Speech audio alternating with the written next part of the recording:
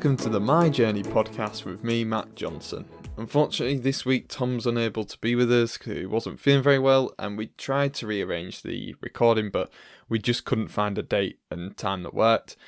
So this time I'm doing it on my own, but Tom will be back next time. We've already got a date booked in the diary. It'll be in about 4 nights' time. But yeah, so this week I'm going to be talking through a topic, something that relates to what we covered last time in terms of podcasting. It's all about how to start a podcast, how I started my podcast, how I run my podcast, all the ins and outs, all the little things you might want to know about podcasting. Hopefully it inspires you to start one. But yeah, we're not going to go too much into the story behind the change in the podcast, because obviously we covered that last time along with the education system. But yeah, so if you want to hear about the story behind the podcast and why it's changed, then please do go back and listen to the previous episode. But yeah, this is going to be more my hints and tips for running a podcast. So the first question you tend to ask when you're taking on something new is, why should I be interested in this? What is it about podcasting in this case that we should be thinking about, and why we should be considering it? Well, I'm part of the Northern Podcast Festival, which is something we'll probably come on to as a topic further down the line. But for that, we've been doing a little bit of research, and we found out that 7.1 million people listen to podcasts each week in the UK alone. That's a staggering amount of people. And they're not all just listening to one podcast. Some of them are listening to multiple podcasts like myself. And that number alone has increased to 58% in the last 2 years. So it's growing rapidly as a industry and as a medium, and 70% of listeners listen to most of the episode or all of it, which you don't get with lots of other forms of media. It's not very often you listen for a radio show from start to end. TV, you get people watching the whole thing, but you know, like videos on Facebook and stuff like that, people are watching 3 to 10 seconds sometimes. You know, people are listening to the whole thing, and it's mainly down to the fact that it's a passive thing. You don't have to be switched onto it all the time, though. You do kind of take it in the background. You could be doing the cooking, the cleaning, you could be driving, all these different things when you could be consuming this podcast. And as I said, most people do listen to more than one podcast. So it is a great space to be in if you've got a message that you want to get across, or if there's something passionate you're about that you love talking about and you want people to hear you. It is a great way of doing that. But you've got to start with an idea. That's where this all begins, right at the very beginning, is with an idea. And you might already have an idea for a podcast. That might be how you've come across this particular episode. You've typed into Google how to start a podcast, and this has popped up, and away you go. But if you're someone who's maybe thought about it in the past, but you don't really know what you could do a podcast about, well, the things to think about are, what would you listen to? At the end of the day, I say there's a podcast out there for everyone. Well, if there isn't one out there for you already, make it. You might be that podcast for somebody else. You might be the podcast for somebody else that they want to listen to, that they want to find out more about. So think about, if you're already someone like myself who listens to a number of podcasts, that's how I got into podcasting. I found other podcasts first. If you already listen to other podcasts, which ones are your favourite? You know, like maybe list 3 to 5 that you really like listening to. There might just be one. And if it is just one, what is it about that one? Why are you listening to these podcasts? I did this exercise when I first started. And there was one that I still listen to now. And it was actually the impetus for me starting this, and it's called the Dear Lovejoy podcast. The Dear Lovejoy podcast is by Tim Lovejoy of Soccer AM fame and Sunday Brunch. And he had a podcast which was just him as an agony aunt answering people's problems. But it had turned into a bit more of an interview podcast, so you get people on about a specific topic. And I was listening to these people being interviewed, and I kept thinking, these are really fascinating people. These are really fascinating stories.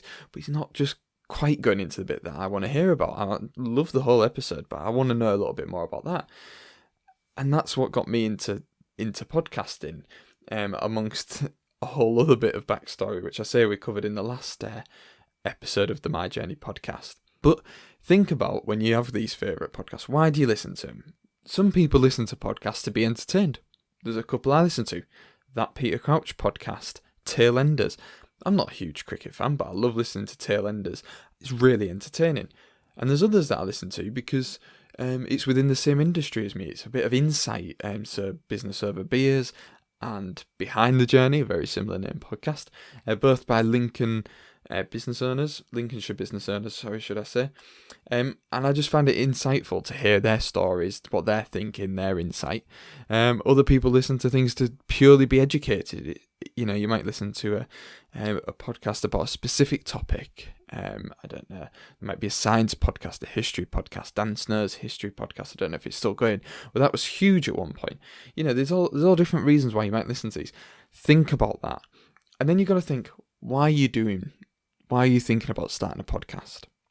Because ultimately, I started the podcast because it's a long-term play in a marketing strategy. It's a very long-term play. It helps me build my brand, but originally it was because I want to work with personal brands. And how can I speak to personal brands is by asking them about themselves. And many people were obliging to that, and it was great. Now I've changed it into a bit more of a short-term marketing tool, and the fact that it's me talking about what I do. But yeah, why are you doing what it is? Are you there because you've got a passion about a topic, as we say, and you just love talking about it and you want to rabbit on about it? Is it because you feel there's a community that's not being represented and you want to represent that? Maybe there's a story. Maybe it's a bit more of a journalistic style podcast and there's a story you want to uncover.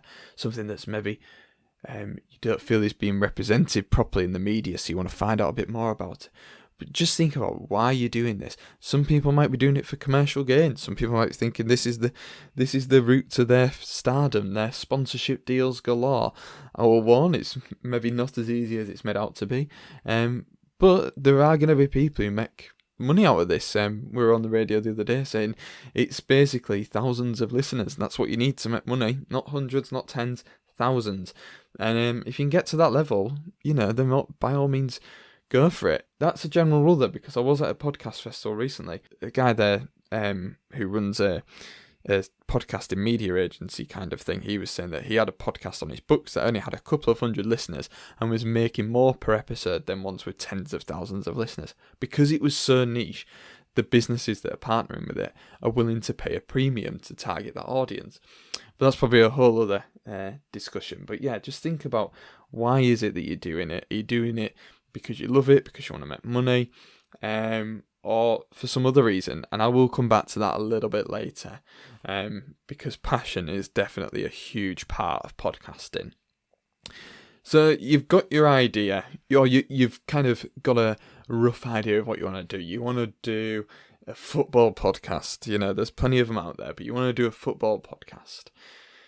Let's go with that for now. So you need to develop your idea.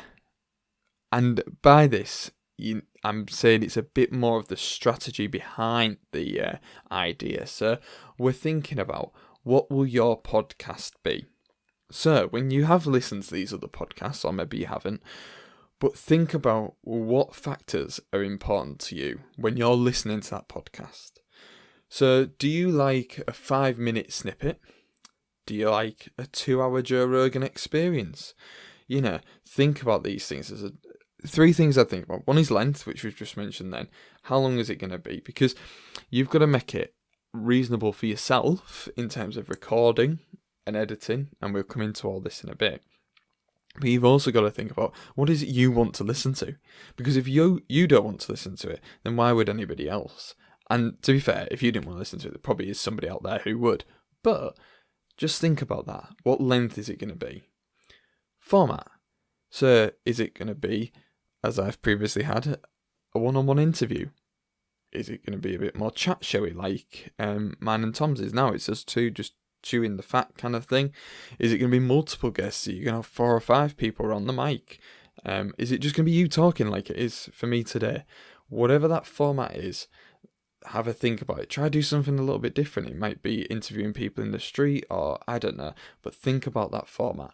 But remember, what is it that you want to listen to? That's the best gauge. Because as I say, there's a podcast out there for everyone. So if you can make it for you, then at least you've got one listener. Then the next thing to think about is regularity. How often are you going to be putting out these podcasts? And the main thing about this is, for your own sanity, really. If you're saying you're going to do a daily 3-hour podcast as an interview, that's going to be a hell of a lot of work. Whereas you might go for a 5-minute insight on a Friday every week, a little bit more manageable. Or, as me and Tom are now doing, ours is fortnightly. So think about that, both from a workload point of view, but also from the other point of view of what do you, again, like listening to. It's the best gauge. I actually listen to a mixture of fortnightly and weekly podcasts. I would say most podcasts are weekly. There is one daily one that I've subscribed to, and I listen to it every day, up until recently, where I've just kind of drifted out of it. But yeah, you can do it whenever you want. You could just do it sporadically if you really wanted to, but it'll be harder to build a regular listening to. And that's why we've changed mine, because I was doing batches of 4 or 5, and I just wasn't able to build that momentum. So the regularity is a big factor within that. There's other things to think about as well, but they're the 3 that I'm going to say for now that you should really be thinking about in some detail, because they really are the crux of what makes your podcast. So what goes into my podcast, the My Journey podcast? Well, obviously I've had 2 different forms of the My Journey podcast, and I will talk through both of them within this, because I think that's my experience of podcasting. I have done it in 2 different ways, so I will impart that wisdom to you today, if you so wish. So, but there's been some commonalities across both versions of the podcast. So the equipment and the software that I use for this podcast here today, with Tom last week, and when I used to do my interviews, is exactly the same. There are 5 pieces of kit, really. First up, laptop. That's a given. I needed something to record this onto, something to promote this with, to do all the work through the laptop. That's the interface for this. I have a microphone, which I'm speaking to you on now. This is, for those who are interested, I don't know how to pronounce it. Fifine, Fifine, metal condenser USB recording microphone, and it costs £34 off Amazon. It's not expensive, as they can be. If you're looking for something more like a Joe Rogan Experience, which is one of the top podcasts out there, they're spending thousands and thousands of pounds on kit. And I'll mention at the end, but I do a session about how to start a podcast for free, but today I'm just going to talk about how I do my podcast. So £34 for the microphone, the Fifine metal condenser USB recording microphone, which is available on Amazon. And then alongside that, I've got a £7 pop filter, which actually, for today and for my intros and outros that I've done previously, is really useful because I'm a lot closer to the mic. So it just takes off them p sounds, just softens them off a little bit. It's not been as much use for the interview situation, but I put it on anyway because I bought it and I might as well use it. And then there's 2 pieces of software that I use to help me produce this podcast. There's Audacity, which I record into. That is a download onto my laptop. It's free. It can be used in quite complex ways, but I use it very basically. And I will come on to how I use it a little bit later, but it's simply a recording and editing tool. Now, I know you can do a lot more advanced things within the software, but it's more a case of YouTubing the specific thing you want to do with it, and then you might find a tutorial about it online. And then the second piece of software that I use, one of my favourite things I've found while I've been a freelancer, is a platform called Anchor. So, like the ship Anchor. That is a tool that you can use to distribute your podcast, and again, I'll come on to that in more detail, but it's another free piece of software that's online. So as I said, I've had 2 different styles of podcasts, really. So I'll cover the interview first, as it was the first thing that I did. And a lot goes into these. Ultimately, you're putting out an hour of content potentially with these interviews. I opted for 45 minutes to an hour and 15. Was the range of my interviews, but I tried to aim for about 45-50 minutes for an interview, and they would basically start with me sourcing the guests. That was the first job. Once I had my equipment, was sourcing guests, because without the guests, the podcast was nothing. So, how did I go about that? Well, the first series, Well, I say series, I'm not supposed to call it a series because of the music rights, but the first batch of interviews that I had was one of them was with a guy called Drew Purvey. That was the first episode. Now, I didn't know Drew. That was me just emailing on the off chance I'd heard him on another podcast, thought he was absolutely fantastic, and just dropped him an email, found his contact details online and got in touch. And he was brilliant, to be honest. He couldn't have been more obliging and more helpful. But everyone else was mainly through networks. They were all Hull based or had connections to Hull, so I kind of had something to draw upon there when I was emailing them. And a lot of the people, either I knew someone who knew them or they could give me a nudge in the right direction. So yeah, that was really useful. But sourcing guests, you've got to find where they are, find their contact details, which can take a long time. And then you've got to get that first email, that first message as good as you can, because if you don't hook them in, then there's very little chance of you getting them to be a guest on your podcast. So I just basically, because I was starting up, explain what the concept was for the podcast and what I would want to get out of them during the interview, so they knew and they could make a reasonable judgment on whether or not this is something they'd be interested in. I then obviously got approvals from people. Some people reject you, that's just the way it is, but you got to ride with that, take the knocks. And then when it comes to the once you've got them to agree, you've then got to arrange where's it going to happen, when's it going to happen. And the best thing to be is as flexible as you can be, because ultimately they're giving up their time. So flexibility for me meant I generally went to them. So there was recordings in London, some over in Manchester, which for me in Hull is a drive away or a train journey. And it's a cost. It is a cost that you've got to put in. You've got to be prepared to put in if you want these people on your podcast. They're not necessarily going to come to you, unfortunately. But yeah, so once I had them secured and we had a date and a time and a place sorted, it was then about me doing my preparation for the interviews. So the preparation included getting all my kit together, the pieces I've mentioned before, popping them in a bag, making sure I got my charger for my laptop to plug in when we get there. I had a spare microphone as well, just in case anything goes wrong. And then also before that, I'm doing my research. And this is one thing I really struggled with, was because when you do your research, you don't want to come across as if you don't know this person. And the issue you've got is that by doing research, and I followed this in a couple of times, was I almost knew too much about the person. So I would forget to ask certain questions, and which maybe the listener wouldn't know, because they obviously haven't done their research into these people. They're listening because they want to know more about this person. So for me, I was talking about careers. So I would maybe ask a question about, well, which school did you go to? And then I would know that they did well at school. So I would then go, and then you went to university. I wouldn't bother asking the question, how did you do at school? Because I already knew how they'd done. But actually for the listeners at home, that might have been an interesting piece of information, or it might have led to a conversation or whatever. So you've got to think as well, when you're preparing for your interviews, about not going too far in that research and leaving yourself room to discover stuff within the interview yourself.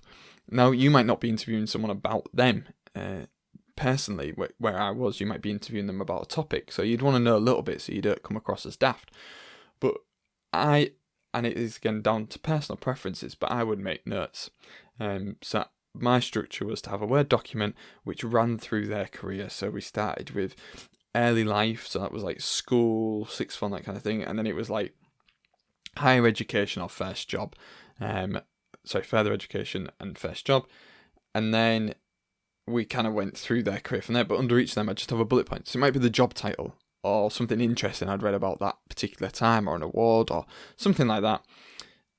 But I wouldn't write set questions. And I used to say to the interviewee, look, this conversation could go absolutely anywhere, and that's absolutely fine.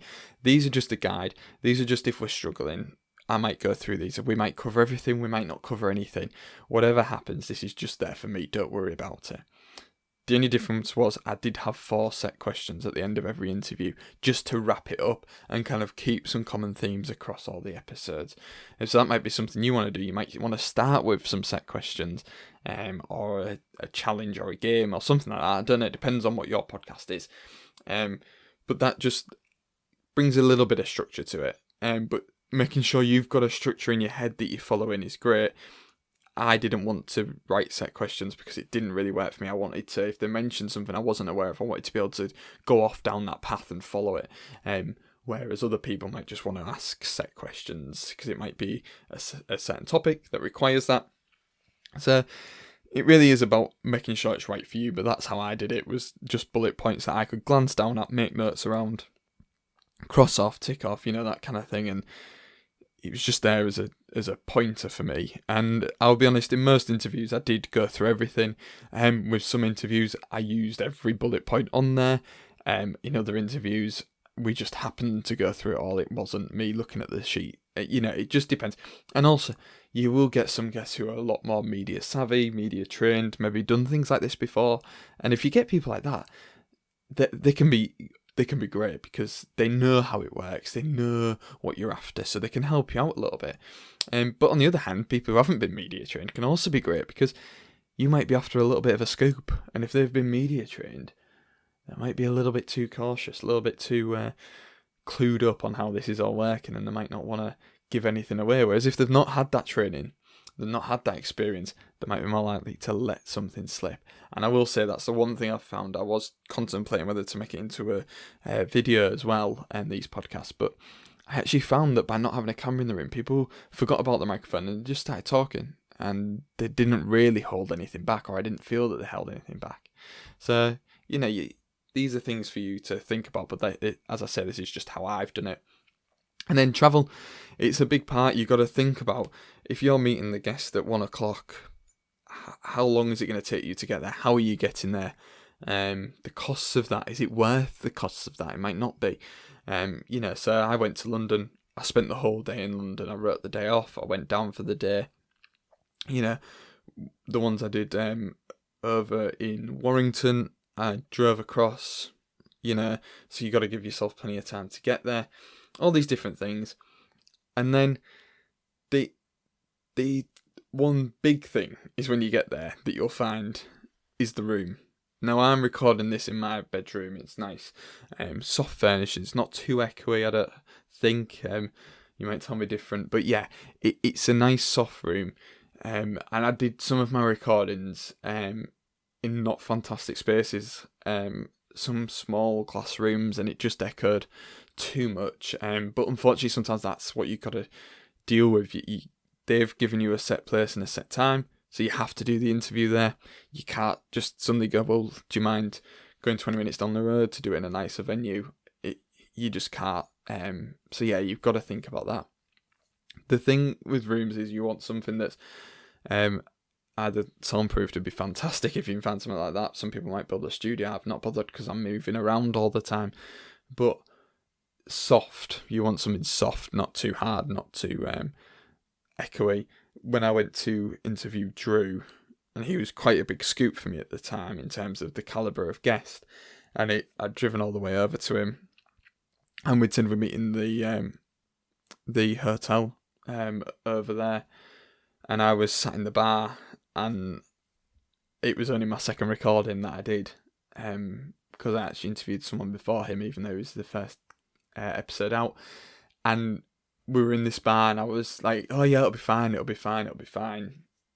and all you could hear in the background was the music, the clinking of glasses, people coming and going, shouting, talking, whatever, and I wasn't really picking up on this at the time, but listening back to some of the beginning bits, you could hear it. Luckily enough, Drew uses this facility quite a lot and is from the local area, so he knew a couple of people there. So he said, oh, do you mind if we use that space through there, the restaurant that's not being used? And I'm like, oh yeah, no worries, go through there. So we went through there, and the music was still on, so it wasn't fantastic, but there was less people around, so I was like, I can deal with this. Then this guy goes by, Drew knew really well, and Drew goes, you can't turn that music off, can you, Fraser?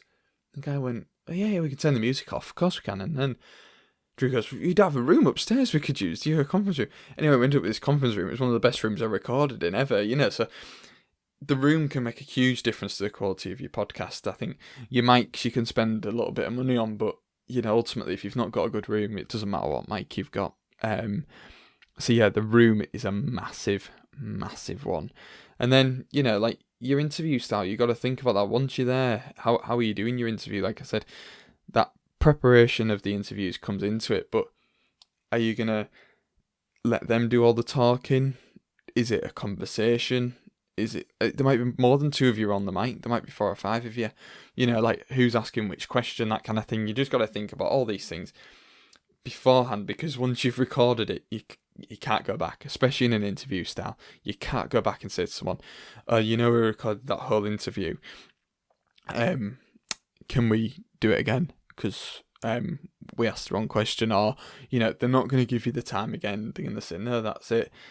They might be generous and they might say yes, but you've got to presume they're not going to say it. So when you've finished your recording, and I record into Audacity, save it straight away. As soon as that interview finishes, save it, export it, whatever it is you need to do, get it saved somewhere. Because then you know that whatever happens after that, you can shut your laptop lid and you're fine, it's done. And I think Audacity is a great tool. Basically, how it works for me is I plug my USB microphone into my laptop. There's then a selection tool where you can choose which audio input you want.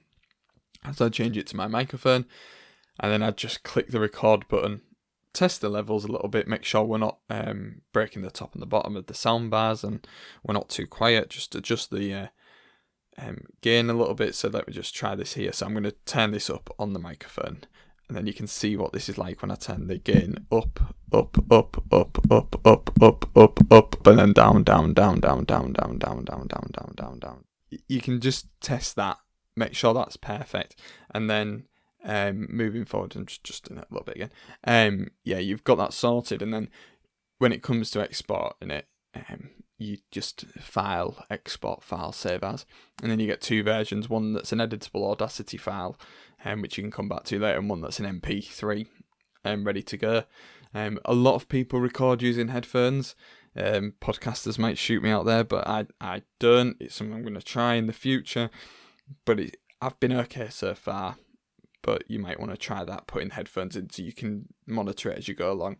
But I prefer to focus on the interview. I think for me, content over the quality of the recording, to a certain extent, is my focus, but not necessarily everybody's. So yeah, once you've done that, you then pack up, say your thank yous, your goodbyes and what have you. Make sure you tell them you're going to be in touch with more details and stuff. But then it's down to the editing. Now, on my first recordings, I did quite a bit of editing, trying to get rid of the ums, the ahs and stuff like that, and it was good because it was basically down to my interview technique and my recording skills. It wasn't fantastic. Whereas towards the end, I was just doing a couple of tweaks, trying to maybe increase the volume in certain areas or whatever. And then the one thing I've done on every recording I'll do on this one is noise reduction, background noise. So you can in Audacity, you can reduce the background noise. So at the moment, the fans come on my computer. You'll probably still hear it a little bit because of where the mic is, but I can reduce that right down, so you don't hear it as much. So if you're in a space that's maybe you are in a meeting room, and outside the meeting room there's people coming and going, just be aware that you might be able to get rid of a little bit of that. And as I say, you might YouTube it and you might read guidance on all this, but there's quite a bit you can probably do, to be fair, in terms of getting rid of noise and editing. It's just very time consuming, is editing. And for me, it's how much cost am I able to put into this in terms of my resources, time and money, before I think it's not worth it anymore. So I think I'm proud of what I've put out so far. So I'm happy at that level. Other people might think it needs a bit more. There's podcasts that I listen to that I think need a little bit more, but it's, as I say, it's completely down to yourselves. And then the other thing I do when it comes to editing is intros and outros. You'll have heard, if you've listened to any of my interviews, I do an intro and outro. That's very much like I am now in my room. It's me to the microphone, and I just kind of introduce who it is we're going to be hearing from, because we might not get into that until partway through the episode, because we're talking about their education to start with. And I just maybe have a few headlines that I want to say, try and get people to subscribe, follow me on my social media, that kind of thing. Like this is your time to speak freely. There might be something that happens during the episode. For example, in one of my episodes, I think the phone rang because we were in someone's study, and I don't know if I mentioned it, but you might want to mention something. Oh, sorry if it seems a bit jittery on 30 minutes because, the phone rang or whatever, So just be aware of that. You can use that space to do that. And then your outro, again, is just me thanking people for listening and maybe reiterating them key points that you want to get across about certain things, like following on social, leaving reviews, that kind of thing. But we'll come onto that again in a bit. And then I add in my music. Now, the music, I decided to buy the rights to for a year.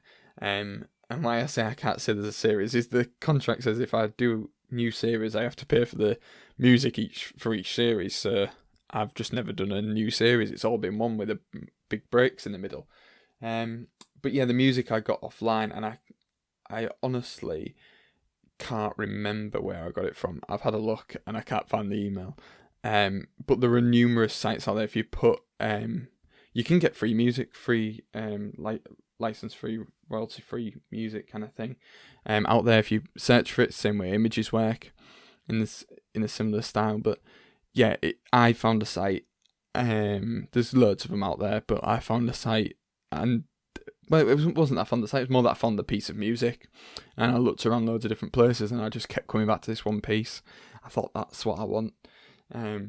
So I got the rights to that, and then I just edited it, and then I saved. So I edited it as an intro, an outro, and then the little gaps between my intro and the main interview.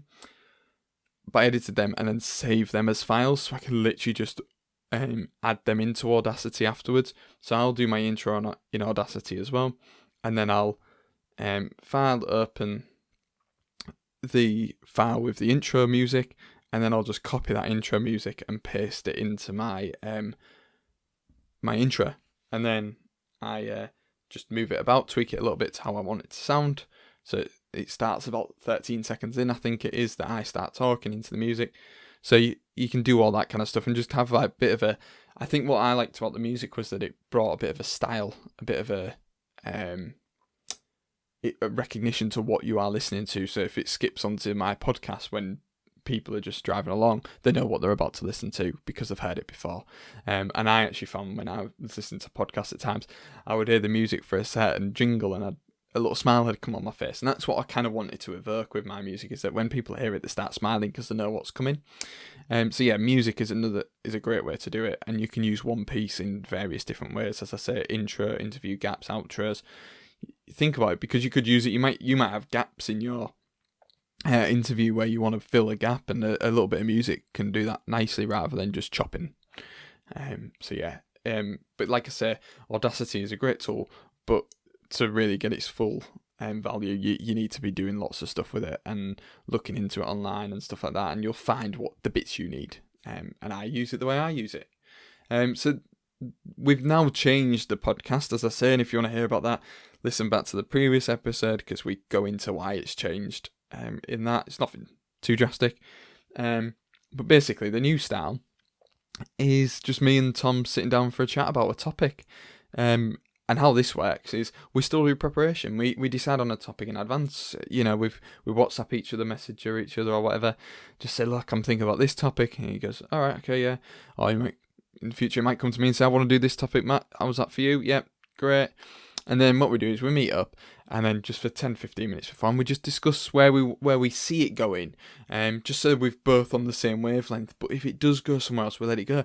We had not planned on the last episode to talk about education, but it went that way, so we just let it go. There was no stress, but we both knew where we wanted it to finish off. And when I asked a certain question, Tom knew I was trying to take it back that way, so he answered in a certain way. And like, to you as listeners, you probably won't even realise what we're doing, but we've had that discussion beforehand, so we know roughly, we've got markers in the sand and we know we need to meet them. And then we basically sit down and record it. We pop the microphone between the two of us. And with the interviews, this is something I forgot to mention, but basically this works really well, me talking to the microphone now. And maybe I should have invested a bit more equipment, but I didn't have the budget. But you ultimately, if there's two people, you want two microphones. And when you're recording USB into Audacity, you can only record one USB microphone at a time. So you can't have two microphones in the style that I've set up. To get the right equipment, it costs a lot more. and I just made the decision that it wasn't right for me. But if you really want to do it properly and you've got the budget, maybe look into that about how you can do dual microphone recording into your laptop and into Audacity, because it is possible. I have looked into it. But yeah, so we just put the microphone between us. We've already learned from the first one that we were maybe sat unequally. I was sat slightly in front of the microphone, Tom was sat slightly behind it. So Tom's a lot quieter on the first episode, but we're hoping we've already put ideas and plans and practice into place for the next episode that will rectify that, hopefully. So, you've got to be appreciative of the money you're spending and the output you're going to get for that, really. And I am totally on board with that. So that's fine by me. And that we're always testing, always trying, and hopefully you guys appreciate that. But then recording it is a lot easier because I'm not using notes anymore. I am just chatting. And what I found quite different was that I was the person doing the most talking. Tom was more interviewing me, which is how we've decided we want it to be. But it was quite odd to flip it the other way. I'm used to trying to prompt the conversation, ask questions. And a couple of times I had a question in my head and Tom asked a different question. I was like, oh, I'm not prepared for that because I thought it was going to go this way. So yeah, it's just interesting, that dynamic, how it's changed. But yeah, and then again, when it comes to editing, it's very basic at the moment. It's because we're just chatting, we're going to just remove the background noise. I think I'm even going to get rid of the intro and the outro from now on. I think me and Tom starting is going to be the intro, and I'll just do a little outro within the main body, because I don't see the need to make that separate because Tom's on board with everything I'm doing. Whereas before it was a bit awkward sat in front of a guest going, hello, my name's Matt, please follow me on social and all like this. So I don't feel there's a need. It might stay, we don't know, but I think it's probably going to move along from that and change the style ever so slightly. But this is the thing as well with a podcast, with anything, with the radio shows, you see, things change. Let it happen. Let it move on. But this is just how I'm doing it. What I think's best for me and best for my podcast, and hopefully you can learn from that. Now, distribution. This is where it's probably a bit more generic. No matter what style you've gone for, whether it's an interview like mine, chat style like mine, or something completely different, this app, web app, Anchor, is one of the best things I've found. If you're into marketing and graphic design, you might have come across an app called Canva. If you've not, don't worry. But for people who know what Canva is, this is the podcasting version of Canva, in the fact that it is your go-to tool for podcasting. Now, I record in Audacity. You can record into Anchor, and it is free of charge. And they distribute to everywhere. So I put it into Anchor and it goes up on Apple from there. I don't have to do that myself. It's absolutely incredible. And what you can do in there, so like I record, when I did my interviews, I had my intro, the interview piece of interlude music, the main interview, interlude music, and outro. They were 5 separate things. You can bring them all together in there. And the reason I used to do that was because I swear that Anchor used to track how many listeners you got to each thing. So I could track how many people listened to each one of them 5 sections. So in other words, I could see how far people were getting through the episode. So I might have 50 people starting the main interview, but only 10 of them were making the end. Or you might have 1,000 people listening to the beginning and only one of them makes them into the main interview.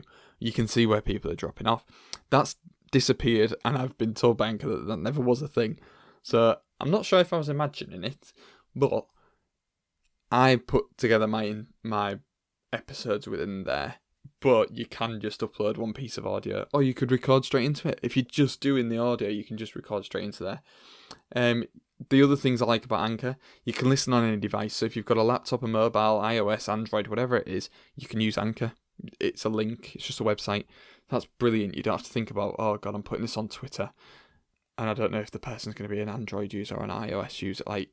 Everyone can listen to it. It's great. And also, there's some very basic analytics in there. So number of listeners, where in the world they listen from, what devices they listen on. So you can get an idea of who it is that's got you in their ears every week, every fortnight, every day. It's quite interesting when you start looking at that. You've had 3% of listeners from the USA or whatever, and you can actually then open that up and see that they're from Minnesota, or it's quite interesting, really. But yeah, Anchor's great. It is fantastic. And other things you can do on there, you can do, people can go onto your Anchor page, so when listening to your show, and leave you voice messages, which you can then drag and drop into your episodes. So if you wanted a phone, like a call-in almost, not a live call-in, but you wanted listeners to send you in questions, they can send the question as a voice memo into the app, and then you can just reuse that, which is, again, absolutely brilliant. So there's loads of little things in there that I love. So yeah, I definitely recommend Anchor. Obviously, from a pure podcaster's point of view, they tend to like putting it up on each individual platform and monitoring it in different ways. But for me, it's as I say, it's what I feel is appropriate, what I feel is worth my time, what gives me the best return, is doing it that way. So once you've got it up on Anchor, you've got to get it out there. Now, people can follow your podcast on Anchor, so they'll get a little notification. People might be following you on Spotify or subscribed on the Apple Podcasts, so they might get that notification. But when you're starting out, no one will be subscribing, so you need to share it everywhere. Now, the best way for me is through social media, but that's because it's what I do. And one of the great things about having guests was they shared it on their platform. Now, Tom has followers, but when I'm talking, they've got followers, so we're talking tens of thousands for some people. I think the total audience for my first podcast in terms of social media reach potential, in terms of adding the followers up of everyone, we're talking nearly 100,000 people could potentially have been reached by my podcast just by them sharing it. That wasn't the case, but by having guests, you can exploit their network. They're not going to come and sit with you and then potentially not put anything out there afterwards to say that they did it. So just make sure you get tagged in on that kind of stuff. But promoting through your own channels. Some people like to set up a separate podcast for theirs. Separate channels for their podcasts on social media. I chose not to because it was about me promoting myself as a business. So I wanted my business page to earn it rather than it be itself. But I know the people who do their own page, they can work. And at least when you've got your own page, you know that it's people who want to know about the podcasts. Whereas I might be showing it to someone who wants to know about top tips for personal branding rather than about my podcast. So, there's different ways of doing it. And then think about different ways. You might be a very local podcast, so you might be able to get some local news coverage. I got some local news coverage, went on local radio, local press, that kind of thing. Nothing huge, but, enough. And then you think of alternative ways, because at the end of the day, budgets are budgets. One of the things I've done is I've printed some little stickers. Little, I don't know, 10 centimeters, well, probably not even that, probably about 7 centimeters by 7 centimeters stickers, and it just says the podcast name and that it's a careers podcast and who it's by. And then unofficially, me and my many thousands and thousands of followers stick these up around places just to try and gain some exposure. Sometimes they get taken down, sometimes they get thrown in the bin, whatever, but just leaving them about, people might see that and go, oh, I'll check that out. Just think of different ways.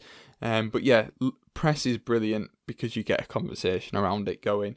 Try and find groups around the topic that you're talking about. So if you're doing a sports podcast, find the sports groups on Facebook and share it in there. So mine was about people from Hull in the first series. I shared it in a load of Hull Facebook groups and that kind of thing. Just think about all these different ways that you could be promoting it. I share lots of tips on my social media about how to get the most out of social media, so make sure to check that out if you want them kind of tips. And then one thing which is really hard but really useful is getting reviews and subscribers on the different channels, because then the platforms, so such as Spotify or Apple Podcasts, will see that you've got these followers and these good reviews and put it in front of more people when they're just looking for a podcast rather than searching for you specifically. So someone might be on the careers chart. If you've got good number of listeners, reviews and stuff like that, you'll rank higher and things like that. So, that's a really good thing, but it's very hard to get people to do that. But yeah, maybe ask friends and family just to get you off the mark. But yeah, all these different ways, just try and think of ways that link to your podcast that you can do. And hopefully you can reach lots of different people. So I think we're kind of coming to the end of this, but I just wanted to give you the 3 top tips from this, which I think are the most important parts of starting a podcast. This goes beyond equipment, beyond interview strategy. These are the 3 things to think about when starting a podcast. Number 1, time. It is so time consuming. For that 1 hour that you see on my Apple Podcasts or whatever, there are 10 other hours that go into that, in getting guests, travelling, editing, promoting, all these different things. There are so many hours go into it. And that's why my second tip is passion. If you're not passionate about podcasting or passionate about the topic you're talking about, you will lose interest and it will become a burden rather than a joy. And when you're spending that amount of time for that output, you need to find something that you're passionate about. So find something you're passionate about and make sure you enjoy doing it, because you will spend a lot of time doing it. If you're going for a daily podcast, you want to be spending every day doing something you don't enjoy. And if you're travelling 3 hours across the country for an interview, do you really want to be doing that if you're not passionate about it? It's jerky, but it's very true. If you're not passionate about it, you won't be doing it. If I weren't passionate about this, I wouldn't still be here doing it. And then finally, my top tip, and I say this in most of the things I talk about, in most of my presentations that I do on any topic, is start. You cannot get anywhere with a podcast without just starting and doing something. As I say, I run sessions that are about how to start a podcast with no budget. You can find out more about them on my website, themattjohnson.co.uk. I think it'll be under the speaking section. But if you don't start, you will never have a podcast, and you can do it for free. You can do it for thousands of pounds. But if you keep putting the excuses in place, you'll never have a podcast. So just get out there, send that first email. That's what I did. Sent the email, and then I got a response saying, yeah, I'm going to do it. Then I had to buy the equipment because I'd kind of committed to this person. So you just got to start somewhere, commit yourself to it. You don't have to tell everyone about it, but just do something, and you'll find as you go along, confidence grows, you get more adept at doing it, and you just get quicker in shortcuts and stuff like that. But until you start, you'll never get any of that. So yeah, just to round off, just a reminder that I am on social media at the MJ Social on Facebook, Twitter and Instagram. As I've said, reviews and subscribers are key to a podcast, absolutely key. So if you could review, leave a 5-star review, subscribe, whatever, to this podcast, it would genuinely make a huge difference to it, and I would really appreciate it. If you've got any value out of this, please just go and do that.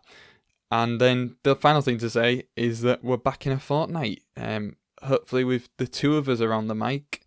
I'm not sure what the topic is yet, but I'm sure it'll be interesting. So until next time, thanks for listening.